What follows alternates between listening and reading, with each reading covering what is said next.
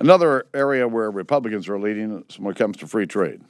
We've worked to address the concerns of members on both sides of the aisle, and we've accepted both substantive and procedural changes proposed by House Democrats. This vote's about doing what's right for the country. It's about China out there writing the rules for the global economy, and if we stay on the sidelines, our allies will gravitate back towards China, away from us and away from our workers. So we're doing our part to pass trade promotion authority, and I'm hopeful that our friends on the other side of the aisle will do theirs. If we work together, it'll be a big win for American jobs and American leadership. How much support do Democrats need to give you guys to get that across the finish line? We'll do our part, and I hope they'll do their part. What is your part? How could you give a sense of the level? I'm not the whip, so I don't do numbers. You wouldn't know. I wouldn't know. Speaker Boehner, are you confident that this trade bill will pass, TPA will pass? Listen, I'm encouraged. We've had good discussions this week on a bipartisan basis. We've addressed the concerns raised by our members and, frankly, by the Democrat members of the House. And we're going to continue to work to try to get there. Will you guarantee it by the end of the month? I'm not in the guaranteeing business. Kevin McCarthy, We're working hard to get there. Chuck.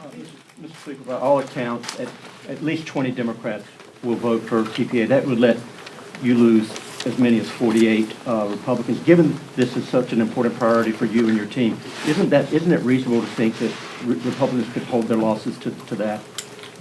Well, it would be reasonable, but it's not. All right? I wish it was that easy.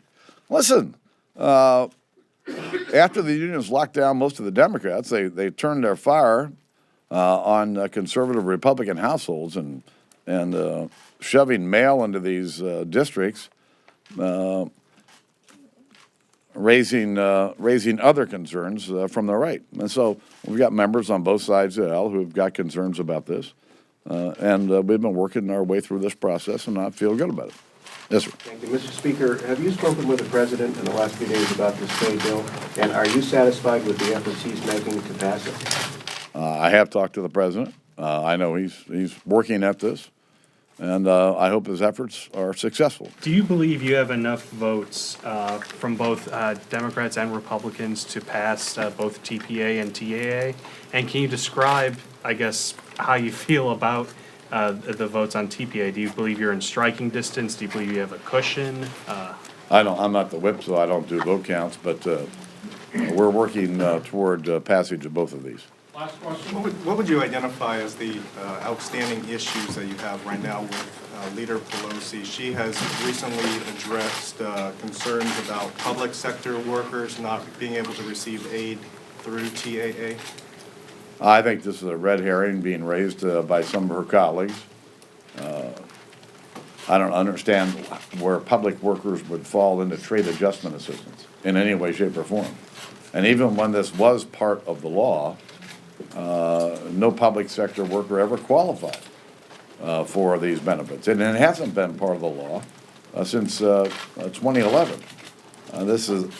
We've addressed all of the substantive and procedural concerns that she's raised, and I'm hopeful that Democrats will do their part in helping to get this over the line in the next day and a half.